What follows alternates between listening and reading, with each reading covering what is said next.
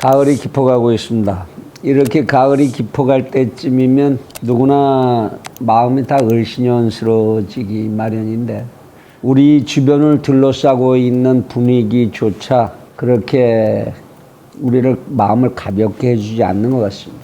특히 이제 미중 간의 문제, 아마도 이제 코비드-19으로 소란이 끝나고 나면 그 이후에 본격적으로 전개될 세계의 정황은 그 대표적인 것이 아마도 미중 간의 갈등의 심화, 그 미소 간의 냉전 시대를 연상케 하는, 그를 방불하는 갈등의 심화 과정으로 들어가지 않을까 싶습니다. 미국의 대통령 선거의 결과가 어떻게 되느냐에 상관없이 이거는 미국과 중국이라고 하는 두 개의 거대한 힘, 이 힘의 충돌 속에서 빚어져야 할 필연적인 과정으로도 보입니다. 이렇게 엄중한 힘이 부딪히는 그 정중앙에 대한민국은 자리하고 있는데, 지금 이 대한민국의 조야에서 보여주는 위기의식이라는 것은 정말로 이렇게 태평할 수가 있느냐, 이런 참 한심한 생각이 드는 상황입니다. 그래서 오늘 미중 관계를 읽는 법, 세 개의 초점에 대해서 좀 말씀을 드려볼까 합니다. 요즘 시진핑 중국의 주석이 연일 쏟아내는 발언과 행보들이 참 심각하기 이를 데 없습니다. 공산당을 중심으로 한 권력의 강화, 그리고 그 위에 정점에 1인 권력의 강화를 거의 황제 수준으로, 그 마오쩌둥 시대 수준으로, 그 이상으로 끌어올리려는 행보를 아주 노골화하고 있는 그런 상황입니다. 국내적으로 그렇게 힘을 뭉치게 하기 위한 자료로, 그리고 그가 이용하고 있는 것이 대외적 긴장의 강화, 이것이 아닌가 하는 생각을 하게 됩니다. 그가 6.25에 중공군이 참여한 70주년을 기념하면서 했던 연설, 항미 원조 전쟁이었다. 항미, 미국에 대항해서 원조, 조라는 건 북조선을 말하는 거죠. 조선인민공화국을 원조한 그런 전쟁이었고 중국이 승리한 전쟁이었다. 미국을 노골적으로 침략국가 조선민주주의인민공화국과 중공은 이를 상대로 해서 싸워 이긴 정의스러운 세력, 이렇게 표현을 한 거지요. 미국과의 대결 각오했다라는 표현이죠. 뿐만 아니라 대만 사태를 놓고는 전군에다가 전쟁 상태의 동원을 명령을 했습니다. 공식적으로. 중국에는 국방법이라는 것이 있는데, 이 국방법에 보면 중국 국가주석이 전 국민에게 총동원령을 내릴 수 있는 근거를 만들고 있는데, 그것이 당연히 영토 주권이 침해됐을 때, 중국은 대만을 단 한 번도 자기네 영토가 아니라고 얘기한 적이 없죠. 당연히 무조건 대만까지가 자기네 영토죠. 그런데 거기에 미국이 무기를 제공하고 군대가 주둔하고 하면 당연한 영토 침해고, 그것은 즉시 전쟁을 해야 되는 이유가 되는 거죠. 국가의 의무입니다. 전쟁을 선택적으로 하는 게 아니라 국방법에 의해서 무조건 전쟁을 해야 하죠. 그런데 이 국방법에다가 최근에 중국이 무엇을 추가했느냐? 중국의 발전 이익이 침해됐을 때, 참 애매한 말이죠. 중국의 발전 이익이 구체적으로 무엇인지도 설명하지 않고, 중국의 발전 이익이 침해됐을 때도 국민 총동원령을 내릴 수 있다, 전쟁할 수 있다라는 규정을 집어넣은 겁니다.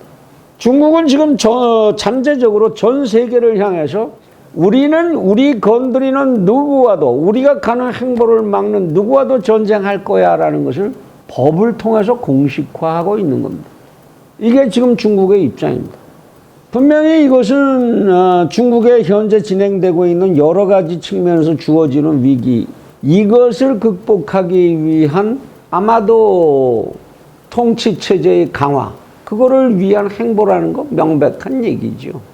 이때에 우리 대한민국은 미국과 중국의 대결이 과연 어느 쪽으로 언제 어떻게 어떤 규모로 어떤 식으로 발발해서 우리에게 영향을 줄 것이냐를 촌시도 놓침이 없이 관찰하고 들여다봐야 한다. 그런데 요즘 우리나라 미국 대사로 가 있는 추미 대사 하는 말, 게다가 엊그제는 또 대통령 안보특보, 다 이 양반이 왜 안보특보고 이 양반 하는 얘기가 무슨 교수적인 이야기인지, 나 이거 교수라는 이름을 내걸고 하는 세미나에서 하는 이야기들, 어떻게 이런 사람에게 마이크가 계속 가는 나라인지 참 우리 권력의 배경이 의심스러워지는 상황인데요. 이 양반 뭐라고 그랬습니까? 만일 이래서 중국이 우리를 공격한다면 미국이 우리를 그때 지켜줄 수 있겠나? 세미나에서 이런 얘기를 했습니다. 한미방위 그런 거 별로 중요하지 않아. 그거 우리에게 힘이 안 돼. 이런 얘기죠. 그럼 어쩌자고요? 그러면 중국의 품에 숫자 안기는 게 낫다 그 얘기입니까? 미국이 지켜주지도 않을 거니까? 어떻게 안보 보좌, 대통령의 안보 보좌관이라는 사람이 이런 얘기합니까? 이 사람 물론 중국의 해구산을 쓰자고 얘기한 사람이니까 바로 그 얘기죠. 중국의 품에 안기자 그 얘기죠, 막바로. 미국 떨어내고. 그러면 그 다음에 하고 싶은 얘기가 뭐겠습니까? 당연한 얘기 아닙니까? 대통령의 종전선언 이후에 올 연방제 통일의 단계. 그 다음 단계 어디로 갈지, 그건 뭐 중국이 백그라운드로서 한반도를 지배, 양쪽을 다 지배하게 된다면 그 다음에 어떻게 될지는 불보듯 뻔한 얘기 아닙니까?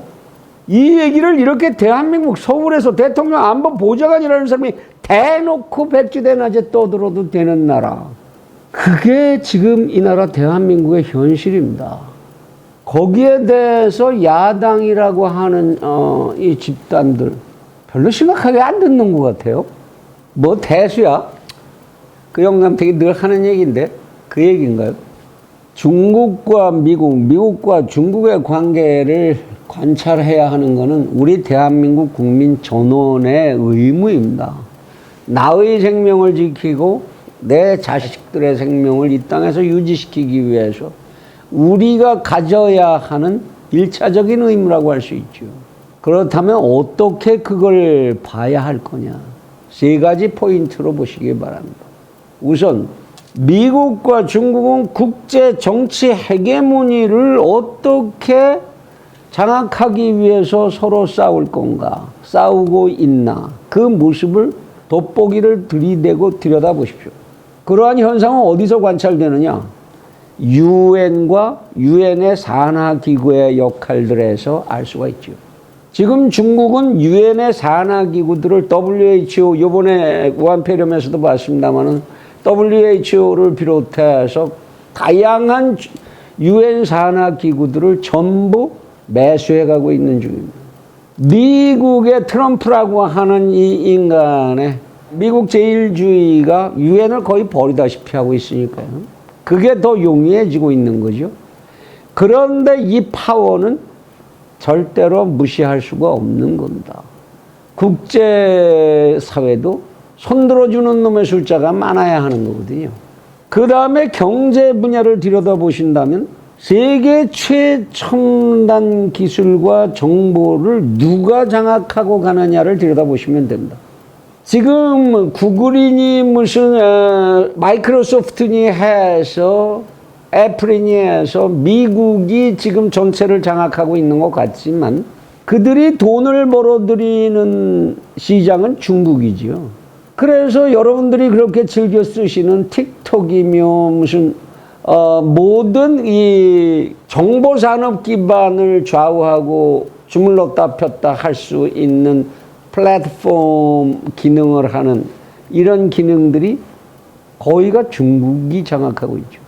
이번에 우리 선거에 불법적으로 이용됐다고 하는 QR코드를 비롯해서 그들이 지금 뻗치지 않고 있는 4차 산업 영역이 뭐가 있습니까? 이것을 누가 장악하느냐는 그야말로 누가 지구를 마음대로 주무르냐 하는 문제와 직결되어 있는 겁니다. 그 다음에 세 번째로 여러분들이 들여다보셔야 할 것이 군사력을 서로 얼만큼씩 늘려가고 있는가. 미국은 최신 무기 어떤 걸 개발했으며 중국은 최신 무기를 어떻게 만들고 있는가. 어떤 것들이 나오고 있는가. 그것들이 겨냥하는 곳은 어디며 그 범위는 얼마만큼인가를 예의주시하셔야 되는데 이 속에는 우주전쟁까지 포함된다라는 사실입니다. 이제 곧 닥칠 전쟁은 지상에서만 전개되는 전쟁이 아닙니다. 우주에서 그야말로 스타워즈의 시대가 목전에 임박하고 있는 거죠. 이런 거 하나하나를 그 정보를 예민하게 들여다보시다 보면 어렵지 않게 우리의 내일이 어떻게 될지를 알 수가 있게 되는 거죠. 아마도 채널 24K에서 생각하기에 이 세 가지의 측면 어디에서도 미국과 중국 간의 긴장의 완화나 협력의 증진 이런 것은 기대하기 어려울 것이다. 아마도 둘은 공존하기 어려울 것이고 그리고 결국 세계는 구미소 냉전 시대 이전의 시대로 끌려 들어가게 될 것이고 어쩌면 정말로 전쟁을 피하기 어렵게 될지도 모른다. 중국의 국방법에 의해서 타이완은 필연적으로 전쟁의 경험을 해야 될 그런 상황에 놓이게 될지도 모르죠. 그런데 중국이 타이완을 앞으로도 우리가 지배해야 된다고 생각하면 타이완에 피해를 주는 대신 다른 곳에서 대리전으로 미소 간의 긴장을 어느 정도 푸는 대리전을 전개하지 말라는 법은 없습니다. 그렇다면 한반도가 그 경우의 수로 선택되는 것에서 완전 자유롭다고 볼 수는 없겠죠. 언제 어디서 어떤 규모로 어떤 형태로 터지느냐의 문제지. 터지는 것은 필연적인 것 같다. 라는 불길한 전망을 자꾸 하게 됩니다. 이 속에서 살아남는 방법은 뭡니까? 하나밖에 없죠. 국민들이 패거리나 지역주의 무슨 정치인들의 끌려다니는 이런 넋빠진 행보 거기에서 벗어나야 합니다. 거기에서 벗어나서 우리의 생명을 지키고 우리 자손들의 미래를 지켜줄 그러한 일꾼들을 우리가 만들어내는 데에 오롯이 정신을 쏟고 힘을 모아야만 이 속에서 우리는 그나마 내일을 기약할 수 있을 겁니다. 호남이고 영남이고 대한민국이 없는 다음에 그게 다 무슨 소용입니까? 그 식민지 시대를 우리는 그렇게 가슴을 치면서 지금도 아파하면서 왜 우리는 이렇게 정신을 차리지 못합니까?